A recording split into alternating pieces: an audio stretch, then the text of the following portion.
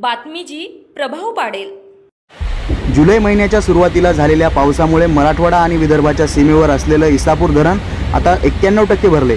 त्यामुळे इसापूर धरणाचे दोन्ही दरवाजे 20 सेंटीमीटरने उघडून पैनगंगा नदीपात्रात 1295 क्युसेक वेगाने पाण्याचा विसर्ग सुरू आहे। पैनगंगा नदीकाठच्या गावांना धरण प्रशासनाने सतर्कतेचा इशारा देखील दिलाय।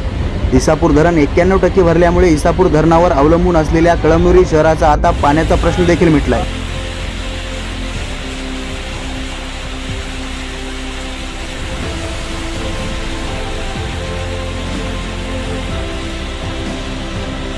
धरणामधून पाणी सोडण्यात आल्यामुळे पाण्याचा होणारा खळखळाट आवाज आणि निसर्गरम्य धरणाचे चित्र पाहण्यासाठी पर्यटक देखील गर्दी करताना पाहायला मिळते।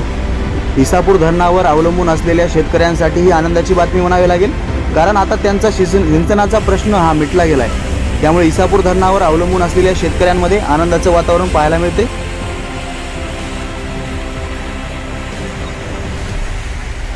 त्यामुळे इसापूर धरणाचे दोन्ही दरवाजे 20 सेंटीमीटरने उघडून पैनगंगा नदीपात्रात 1295 क्युसेक वेगाने पाण्याचा विसर्ग सुरू आहे आणि पैनगंगा नदीकाठच्या गावांना धरण प्रशासनाने सतर्कतेचा इशारा देखील दिलाय।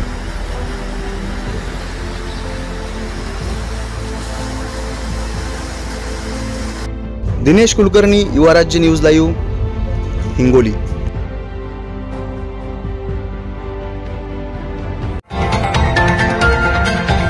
युवा राज्य न्यूज लाईव्ह, बातमी जी प्रभाव पाडेल।